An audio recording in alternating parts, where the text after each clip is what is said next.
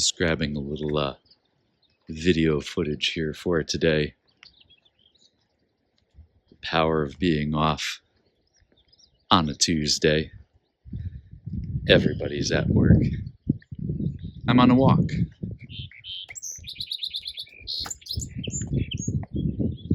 If you're new here, welcome to the Dollar Bill Show, where we talk about all things personal finance and more. If you enjoy my content, don't forget to like and subscribe. I've got a new video coming out on Friday. It's called Stop Working. I think you might be interested in this one. Should be a good one. Look at this. Absolutely incredible. What's not to like about this? It's gorgeous outside. And the thing for a long time was afraid to leave work, afraid to leave the routine. I was roughly paid about $400 a day to be cooped up in a school building. You might be cooped up in an office. Maybe you get paid more than me. Is it worth it? Are your finances in order? Again, this is not financial advice. I'm not a financial advisor.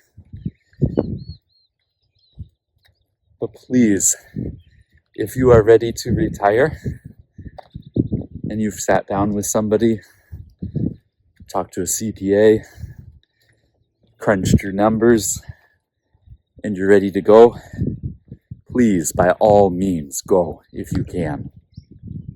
It's not worth it. Stay. I'd like to talk to you something a little offbeat here for today. I'd like to talk to you a little bit about mental health in retirement and good mental health hygiene. Something that's not easy to do. Just like there's good sleep hygiene, where you relax, maybe don't watch as much TV beforehand, before you're ready to go to bed. Maybe you have tea, relax. The missus and I, we sleep on a hot mat. We do a pre-sleep before we do a sleep, if you can imagine that. Mental health has its own hygiene. You need to work on that. For me, establishing a routine was key when I was off and teaching. Would walk on the treadmill in the Ohio winter. You know how, if you live in Ohio, how cold it gets here, how gray, how gloomy it gets here. Couldn't go outside at all, and I was a new retiree in January. 55 years old, humble brag, right? I was excited, but I also knew I needed a routine, and I needed to be around people some of the time. Although I'm an introvert, so being around people all of the time wasn't necessarily too great for me. That's what made teaching so hard. I did it for 30 years. Sadly, it never really fit my personality. Now that I'm off, I can decide if I want to be around people. You should always be around some people. Whether you're introverted, extroverted, doesn't matter. But I enjoy my quiet time. Some things I would consider is staying on a schedule, like I said. Of course, establishing some time with others. Finding something meaningful to do. Maybe it's recording videos.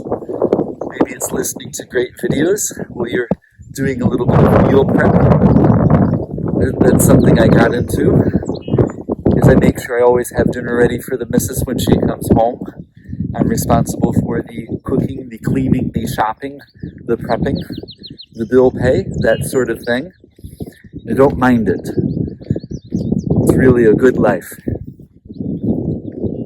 She's looking forward to being off soon. When she's off, we may perhaps divvy up the chores a different way. But I really like this new sense of independence. new sense of fun. And like I said to you before, if you do need to talk to somebody, there's a lot of great resources out there. Please do that if you need to do that. I know for a long time there's been a stigma around that, not so much anymore. But really pursue good mental health hygiene. By, like I said, doing all those things, people staying on a schedule, finding a greater sense of purpose. Maybe you'll start your own YouTube channel, who knows, right? But know this, sooner or later, you're going to have to go through it anyway.